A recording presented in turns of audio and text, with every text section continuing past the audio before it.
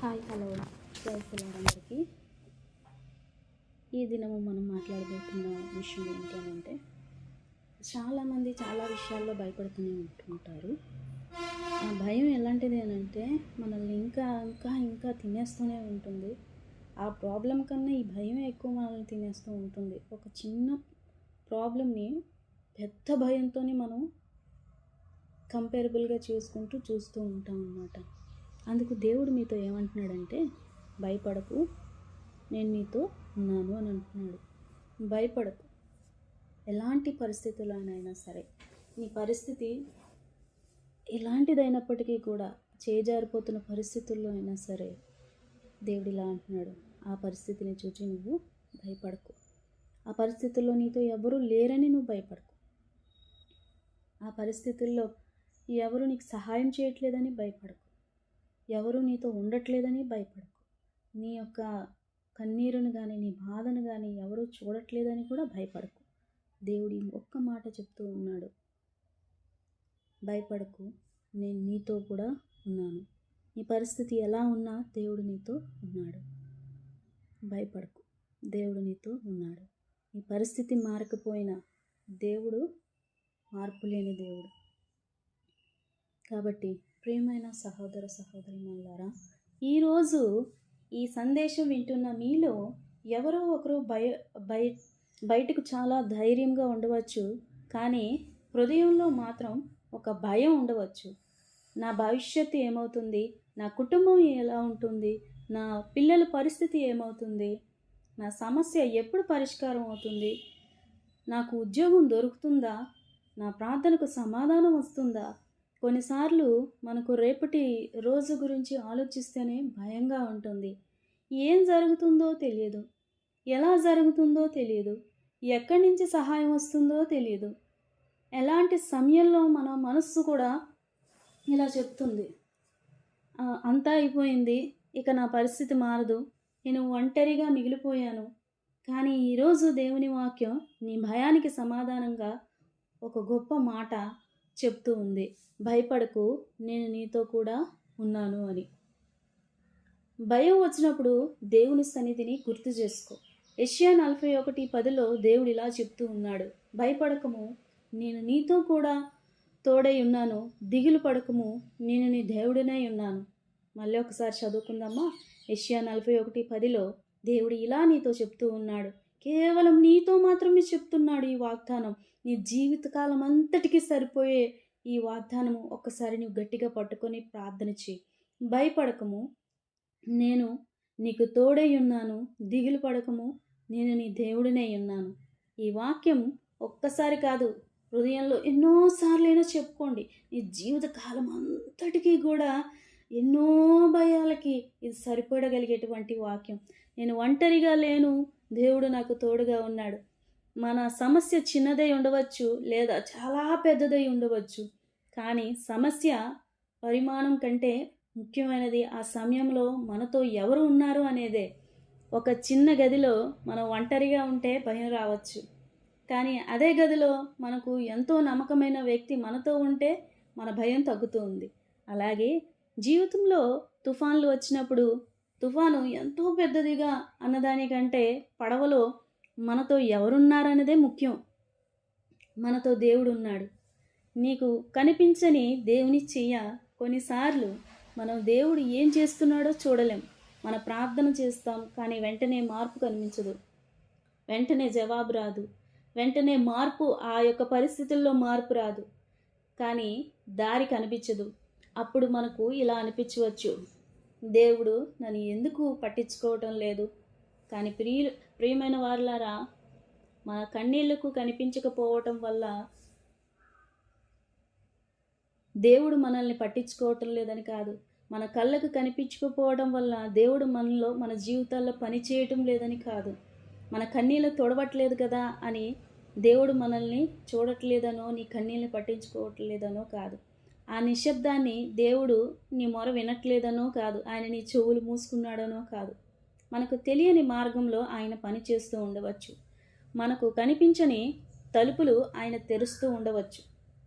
మనకు తెలియని ప్రమాదం నుండి ఆయన మనల్ని కాపాడుతూ ఉండవచ్చు. మనకు అర్థం కాని ఆలస్యాన్ని కూడా ఒక కారణం ఉండవచ్చు. అందుకే నాకు కనిపించడం లేదు కదా అని దేవుడు లేడు అని నిర్ణయించవద్దు. ఒక్కసారి మనం చూసుకున్నట్లయితే తుఫాన్లో శిష్యులు మార్కు సువార్తలో 4వ అధ్యాయంలో యేసు ప్రభు శిష్యులతో పడవలో ఉన్నప్పుడు కూడా పెద్ద తుఫాన్ వచ్చిందనమాట. యేసు ప్రభు ఆ పడవలోనే ఉన్నారు. అలలు పడవను కొడుతూ ఉన్నాయి.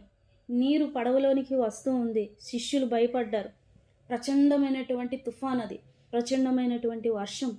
వాళ్ళకి ఆ సమయంలో ఒక్క విషయం మాత్రమే కనిపించింది, తుఫాను. కానీ ఆయన పక్కనే ఉన్నాడు. ఆయన నిద్రపోతూ ఉన్నాడు అని అనుకుంటున్నారే తప్పితే ఆయన మామూలు మనిషి అని వాళ్ళే ఆయన్ని చూడలేదు. కానీ ఆ తుఫాన్ని, ఆ భయాన్ని, భయంకరమైనటువంటి పరిస్థితినే చూస్తూ ఉన్నారు. యేసు కూడా అదే పడవలో ఉన్నాడు. మన జీవితాల్లో కూడా ఇదే జరుగుతుంది ప్రియమైన వారలారా. మన కళ్ళ ముందు సమస్య కనిపిస్తుంది, బాధ కనిపిస్తూ ఉన్నాయి, కన్నీళ్ళు కనిపిస్తూ ఉన్నాయి. కానీ మనతో ఉన్న దేవుణ్ణి మర్చిపోతూ ఉన్నాం. ప్రియమైన వారలారా, తుఫాను నీ పడవలోనికి రావచ్చు, కానీ తుఫాను వచ్చినందుకు దేవుడు నీ పడవను విడిచిపెట్టాడు అనేది కాదు. నీ జీవితంలో సమస్య రావటం అంటే దేవుడు నిన్ను వదిలేశాడని కాదు. కష్టకాలం రావడం అంటే నీ విశ్వాసం ముగిసిపోయింది అని కాదు. 4వదిగా, ప్రభువా నాకు భయంగా ఉంది అని చెప్పవచ్చు. దేవుని ముందు మన భావాలను దాచాల్సిన అవసరం లేదు. ప్రభువా నాకు భయంగా ఉంది, ప్రభువా నాకు ఏం చేయాలో తెలియడం లేదు అని నువ్వు చెప్పు. ప్రార్థనలో నీ భయాలన్నీ కూడా ఆయన పాదాల దగ్గర పెట్టు. నిజమే, కొన్ని సమయాల్లోని ఏంటి అని అంటే ఆ భయం ఎలా ఉంటుంది అని అంటే మనకు మనమే భారం అయిపోతూ ఉంటాం అన్నమాట. ఆ భారాన్ని తొలగించేవాడు కేవలం ఒక యేసు ప్రభు మాత్రమే. నువ్వు నిజమైన ప్రార్థన కన్నీళ్లతోనే ఆయన ముందుకు వెళ్ళినప్పుడు, దేవుని ముందు మన హృదయాన్ని తెరిచిపెట్టడం, మనుషుల ముందు బలంగా కనిపించాల్సిన అవసరం ఉండవచ్చు. ఎందుకంటే ఒక మాట ఉంటుంది, నీ సహనాన్ని సకల జనులకి తెలియనీయుడి అని. అర్థమవుతుంది కదా. ఆ కన్నీళ్ళు నీ సహనాన్ని దాస్తాయి. అర్థమవుతుందా? ఎప్పుడైతే నీ సహనాన్ని బయట నువ్వు అందరికీ కనిపించే విధంగా చూపిస్తావో అప్పుడే దేవుని యందు విశ్వాసం ఎటువంటిదో వారు చూడగలుగుతారు, వారు కూడా నమ్మగలుగుతారు. ఇలాంటి పరిస్థితుల్లో కూడా ఈమె దేవుణ్ణే ప్రార్థిస్తూ ఉందా? ఇలాంటి పరిస్థితుల్లో ఇంకా ఈమె దేవుడిపైన ఆధారపడుతుందా? ఇలాంటి పరిస్థితుల్లో కూడా ఈమె దేవుడిపైన ఎంత నమ్మకం పెట్టుకుని ఉందా? ఎంత విశ్వాసరాలు అని అక్కడే నీ సాక్ష్యం బయలుపడుతుంది. యోబు జీవితంలో కూడా మనం చూసుకున్నట్లయితే ఈ విధంగానే కనిపించింది. వారి స్నేహితులు దేవుని తిట్టమంటారు, వారి భార్య నువ్వు దేవుని తిట్టి చచ్చిపో అని అంటారు. కానీ అలాంటి పరిస్థితుల్లో కూడా తన సహనాన్ని, ఓర్పును చూపించారు యోబు గారు. భవిష్యత్తు గురించి భయపడుతూ ఉన్నావా? చాలామంది ప్రస్తుతం ఉన్న సమస్యల కంటే రేపేమవుతుందో అనే భయము, బలహీనత చాలామందిలో ఎక్కువగా ఉంటుంది. రేపు, వచ్చే నెల, నా పిల్లల భవిష్యత్తు, నా కుటుంబ పరిస్థితి ఇలా ఆలోచిస్తూ ఈరోజు ఉన్న ప్రశాంతతను కూడా కోల్పోతూనే ఉన్నాం. మత్తయి 6:34లో ఈ విధంగా యేసు ఇలా బోధిస్తూ ఉన్నాడు. రేపటిని గురించి చింతించుకుడి అని చెప్తూ ఉన్నాడు. అంటే రేపటి బాధ్యత మనకు లేదని కాదు, కానీ రేపటి భయంతో ఈరోజు జీవించకూడదని అర్థమవుతుందా? అంటే రేపటి భయం గురించి ఈరోజే మనం బెంగపడద్దు. రేపటి భయం కోసం అంటే రేపేమవుతుందా అని ఇవాళే నువ్వు చింతించుకొని నీ మనశ్శాంతిని పోగొట్టుకొని నువ్వు కన్నీటితో మరి ఎంతో దుఃఖంతో నువ్వు కూర్చొని ఉంటే ఈ దినాన్ని అంటే రేపు గడపవలసింది నువ్వు ఈ దినమే గడిపితే నీ విశ్వాసాన్ని అంటే శ్రమల్లో కూడా నువ్వు ఆ విధంగా నువ్వు జీవిస్తే నువ్వు ఇంకా చేతకాని వాడిలాగా అయిపోవలసి వస్తుందని వాక్యం చెప్తుంది. మనం ఎప్పుడు అలా ఉండకూడదు. ఎందుకంటే బలమైన దేవుడు మనకు తోడుగా ఉన్నాడు. భయపడాల్సిన పనే లేదు. ఆ సమస్యే కదా, అదెంత సమస్య. ఈ సాతాను పెట్టిన ముళ్ళు ఎలాంటిది ఏంటంటే నిన్ను నీవుగా దేవుని నిందించే విధంగా అది చేస్తూ ఉంటుందన్నమాట. ఈ టైంలోనే నువ్వు దేవునిపైన విశ్వాసం ఇంకా పురుకొల్పుకొని నీవు ధైర్యంగా ఉంటే ఆ సాతాను పెట్టిన ముళ్ళకు వెరగొట్టగలిగేటువంటి సామర్థ్యం మన దేవుడు నీకు ఇస్తాడు. హల్లెలూయా. అంటే రేపు కూడా దేవుని చేతుల్లోనే ఉంటుంది. కాబట్టి అందుకే ఈరోజు చేయవలసింది చేయండి, ప్రార్థించండి, మీ వంతు ప్రయత్నం చేయండి. నేను మీతో కూడా ఉన్నాననే మాటలో ఎంతో ఓదార్పు ఉంది. ఓ తల్లి తన బిడ్డకు భయపడకు, నేను నీతో కూడా ఉన్నాను అంటే ఆ బిడ్డకి ఎంత ధైర్యంగా ఉంటుంది. అదే మాట దేవుడు మనతో చెప్తూ ఉన్నాడు. నేను నీతో కూడా ఉన్నాను. నీ ఇంట్లో సమస్య ఉన్నా నేను నీతో ఉన్నాను. నీ ఆరోగ్యం గురించి భయం ఉన్నా నేను నీతో ఉన్నాను. నీ కుటుంబం గురించి ఆందోళన ఉన్నా నేను నీతో ఉన్నాను. నీ ప్రార్థనకు సమాధానం ఆలస్యమైనా నేను నీతో ఉన్నాను. నీకు ఎవరు అర్థం చేసుకోకపోయినా నేను నీతో ఉన్నాను. నీ కన్నీళ్ళు ఎవరు చూడకపోయినా నేను చూస్తూ ఉన్నాను, నేను వింటూ ఉన్నాను. మాట ఎవ్వరు వినకపోయినా దేవుడు నీ మాటలు వింటూ ఉన్నాడు. నీ మనసులో వేదన చూస్తూ ఉన్నాడు. నీ భయాన్ని కూడా ఆయన చూస్తూ ఉన్నాడు. ఖచ్చితంగా ఆయన నీతో ఉన్నాడు, నీ పక్కనే ఉన్నాడు. మనం గమనించట్లేదు ప్రియులారా. నీ భయం నీ భవిష్యత్తును నిర్ణయించనివ్వకు. భయం మనకు చెప్తుంది నువ్వు చేయలేవు, కానీ నీ విశ్వాసం నీతో చెప్తుంది దేవునితో నీవు ముందుకు వెళ్తావు అని చెప్తుందన్నమాట. అంటే లోకంలో ఉన్నవానికంటే నీలో ఉన్నవాడు బలమైన వాడని నువ్వు గుర్తు చేసుకో. భయం చెప్తుంది అంతా అయిపోయింది. విశ్వాసం చెప్తుంది నీ దగ్గర ఇంకా మార్గం ఉంది, గుర్తుపెట్టుకో విశ్వాసి. భయం నీతో చెప్తుంది నీవు ఒంటరివే అని నీకు ఏడిపించే విధంగా చెప్తుంది. కానీ విశ్వాసం నీతో చెప్తుంది ఏంటో తెలుసా? దేవుడు నాతో ఉన్నాడు అని చెప్తుంది. నేను కదిలింపబడనని చెప్తుంది. అందుకే ప్రతిరోజు నీ మనసులో మంచి మాటలను నింపుకో. దేవుని వాక్యాన్ని చదువు, ప్రార్థించు, దేవుని స్తుతించు. ఎందుకంటే మనం ఏ మాటలను ఎక్కువగా వింటామో అవే కొన్నిసార్లు మన ఆలోచనలను ప్రభావితం చేస్తూ ఉంటాయి. చీకటి తర్వాత వెలుగు వస్తుంది. కీర్తనలు 35లో మనకు ఒక గొప్ప నిరీక్షణ ఉంది. సాయంకాలం నీ ఏడుపు వచ్చి రాత్రి నిలిచెను, ఉదయమున ఆనందగానము కలుగును. ఈరోజు నీ జీవితంలో రాత్రిలా అనిపించవచ్చు, కానీ రాత్రి శాశ్వతం కాదు. నీ జీవితంలో ఈ పరిస్థితి కూడా ఎప్పటికీ అలాగే ఉండాలని నిర్ణయించబడలేదు. మనం ఎప్పుడు మార్పు వస్తుందో చెప్పలేము, ఎలా వస్తుందో కూడా చెప్పలేము. కానీ ఈరోజు నీకు ఒక విషయం గుర్తు చేయాలి. నిరాశలో ఉన్నప్పటికీ నిరీక్షణ వదలవద్దు. నీ కుటుంబం కోసం బాధపడుతూ ఉన్నావా? ఈరోజు ప్రత్యేకంగా కుటుంబం గురించి ఆందోళన పడుతున్న వారితో మాట్లాడాలి. నీ పిల్లల గురించి బాధపడుతూ ఉన్నావా? నీ భర్త లేదా భార్య గురించి ఆందోళనగా ఉందా? ఇంట్లో సమస్యలు ఉన్నాయా? ప్రతిరోజు ఒకే విషయాన్ని ఆలోచిస్తూ మనసు అలసిపోతుందా? అయితే నీ కుటుంబాన్ని ప్రతిరోజు దేవుని చేతుల్లో పెట్టు. నువ్వు ప్రతి పరిస్థితిని నియంత్రించలేవు. ప్రతి మనిషిని మనం మార్చలేం. ప్రతి సమస్యను మనం పరిష్కరించలేము. కానీ దేవుని ముందు నీ కుటుంబం కోసం నిలబడగలవు, ప్రార్థించగలవు, నీ ఇంటిలోని ప్రేమను పెంచగలవు, క్షమించగలవు, సహనంతో మాట్లాడగలవు, మిగిలిన దాన్ని దేవునికి అప్పగించగలవు. భయం వచ్చిన ప్రతిసారి ఈ 3 మాటలు చెప్పుకో. భయం వచ్చిన ప్రతిసారి ఈ 3 మాటలు నీవు నీ మనసుతో చెప్పుకో, నీ ఆలోచనలతో చెప్పుకో. దేవుడు నాతో ఉన్నాడు. ఆందోళన వచ్చినప్పుడు నా భారాన్ని దేవునికి అప్పగిస్తూ ఉన్నాను. నిరాశ వచ్చినప్పుడు నా నిరీక్షణ దేవునిలో ఉంది. ఈ 3 మాటలు మీ హృదయంలో ఉంచుకోండి. పరిస్థితి వెంటనే మారకపోయినా నీ హృదయంలో మార్పు అనేది మొదలవుతుంది. భయంతో వణికే హృదయం క్రమంగా విశ్వాసాన్ని నేర్చుకుంటుంది. ముగింపు. ప్రియమైన సహోదరి సహోదరులారా, ఈరోజు ఈ సందేశముని వింటున్న నీవు ఈ సమస్య అంతా వెంటనే పరిష్కారం అవుతుందని నేను చెప్పను, కానీ దేవునిలోని విశ్వాసం అనేది ప్రతి దినము కూడా పెంచుతూ ఉండాలి. అది నీ పరిస్థితి ఇవాళ ఎలాంటిదైనప్పటికీ కూడా. నీ సమస్య కంటే నీ దేవుడు గొప్పవాడు. నీ భయం కంటే దేవుని ప్రేమ గొప్పది. నీ కన్నీళ్ళ కంటే దేవుని ఓదార్పు గొప్పది. నీ చీకటి కంటే ఆయన వెలుగు గొప్పది. నీ బలహీనత కంటే ఆయన బలం గొప్పది.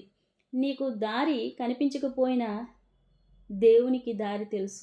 నువ్వు ఆయన చేపట్టుకుంటే ఆయనే నిన్న మార్గంలో నడిపించగలడు. నీకు రేపు ఏమవుతుందో తెలియకపోయినా రేపు దేవుని చేతిలో ఉంది, అది గుర్తుపెట్టుకో. కాబట్టి ఈరోజు నీ హృదయంతో చెప్పుకో, నేను భయపడను, దేవుడు నాతో ఉన్నాడు. నేను ఒంటరిని కాను, దేవుడు నన్ను విడిచిపెట్టడు. నేను నిరాశపడను, నా నిరీక్షణ అనేది దేవునిలో ఉంది. కాబట్టి ప్రేమైన సహోదరి సహోదరులారా, ఈ యొక్క మాటలను విని మీ ప్రార్థనలో విశ్వాసాన్ని పెంచుకోండి. బైబిల్ వాక్యాలను పట్టుకొని, ఈ వాగ్దానాలను పట్టుకొని దేవుణ్ణి నిరీక్షిస్తూ ప్రార్థన చేయండి. నేను మీ కొరకు ప్రార్థిస్తాను. ప్రియమైన పరలోకపు తండ్రి, సందేశాన్ని వింటున్న ప్రతి ఒక్కరి జీవితంలో ఒక్కరి జీవితాన్ని కూడా, ప్రతి ఒక్కరి జీవితాన్ని కూడా నీ చేతుల్లో పెడుతూ ఉన్నాం. వారి హృదయంలో ఉన్న ప్రతి భయాన్ని నీవు తెలుసుకొని ఉన్నావు తండ్రి. ఎవరు నాయనా ఇదిగో ప్రభువా ఏ ఆందోళనలతోనైతే భయపడుతూ ఉన్నారో, ఎవరు ఏ కుటుంబం గురించి బాధపడుతూ ఉన్నారో, ఎవరి అనారోగ్యంతో బాధపడుతూ ఉన్నారో, దేవా ఇదిగో తండ్రి పిల్లల గుర్చిన వారి యొక్క భవిష్యత్తును గురించి బాధపడుతూ భయపడుతూ ఉన్నారు. నాయన వారి యొక్క ఆర్థిక పరిస్థితుల నిమిత్తము, అప్పుల నిమిత్తము బాధపడుతూ భయపడుతూ ఉన్నారు. నాయన వారి యొక్క కుటుంబాల్లో నీ యొక్క ప్రశాంతతనివ్వు. వారి యొక్క భయపడుతున్న ప్రతి దానికి సమాధానం ఇవ్వు. భయపడుతున్న ప్రతి ఒక్క విషయంలో నుంచి వారిని బయటికి తీసుకొని రా తండ్రి. వారి బాధలన్నిటినీ, వారి భయాలన్నిటినీ పోగొట్టి వారి సమస్యలకు పరిష్కార మార్గము చూపించు తండ్రి. వారి సమస్యలో నాయన నీవే సహాయము చేయండి అయ్యా. వారు ఇప్పుడు ఉంటున్న పరిస్థితుల్లో నుంచి గొప్ప విడుదల వారు అనుభవించే రీతిగా నీవే వారి జీవితాల్లో కలగజేసుకొని వారి సమస్యలు చూడకుండా సమస్యల్లో నాతో కూడా ఉన్నవాడు నజరేయుడైన యేసుని అయినటువంటి నీ వైపు వారు తేరి చూచేటువంటి హృదయాలు నాయన వారి మనస్సులను తెప్పరిల్ల చేసి సహాయం చేయండి అయ్యా. ప్రభువా వారి హృదయాలకు సమాధానం ఇవ్వుతండి. భయపడుతున్న వారికి ధైర్యాన్ని ఇవ్వు. నిరాశలో ఉన్నవారికి నిరీక్షణ ఇవ్వు తండ్రి. బలహీనంగా ఉన్నవారికి బలాన్ని ఇవ్వు నాయన. ఒంటరిగా అనిపిస్తూ ఉన్నవారికి నీ సన్నిధి అనుభవించే విధంగా గొప్ప సన్నిధితో వారిని ఈ దినము ఈ క్షణము నాయన నువ్వు వారి ఒంటరి పరిస్థితుల్లో నీ సన్నిధిని అనుభవించే వారిగా వారిని చేయండి. వారి కుటుంబాలని కాపాడు. వారి అడుగుల జాడలను స్థిరపరచు. అడుగులను స్థిరపరచు. వారి హృదయాలను ప్రభువా నీ వైపు త్రిప్పు నాయన. సాతాను వాడి వైపు దొంగలించుకోకుండా నాయన వారి హృదయాలను నీ వైపు త్రిప్పేవారిగా, వారి హృదయాలను నీ వైపు స్థిరపరచుకునేవారిగా దేవా, వారి నిర్ణయాలు నాయన వారి ఆలోచనలు నీవు తోడై ఉండండి అయ్యా. దేవా ఇదిగో నీ కాపుదల నాయన వారి హృదయాలకి, వారి ఆలోచనలకు, వారి తలంపులకు నాయన నీవు అనుగ్రహించండి తండ్రి. భయపడకము, నేను నీకు తోడై ఉన్నాను అనే వాగ్దానం వారి హృదయాల్లో బలంగా నిలిచిపోవును గాక. వారి కన్నీళ్లను ఆనందంగా మార్చే రోజులను చూడటానికి వారికి నీ కృపనివ్వు తండ్రి. నీ కృపనివ్వయ్యా. వారి జీవితం అంతా నీ చేతులకు అప్పగిస్తూ ఉన్నాను. క్రీస్తు నామంలో నాయన ఈ చిన్ని ప్రార్థన ప్రార్థించి వేడుకొని పొందుకుంటూ ఉన్నాం తండ్రి. Amen, amen, amen. ప్రియ సహోదరి సహోదరులారా, ఆమెన్. భయపడకండి. ప్రతి విషయంలో కూడా, ఏ విషయంలో కూడా భయపడకండి. ఇంకా సెలవు. Praise the lord.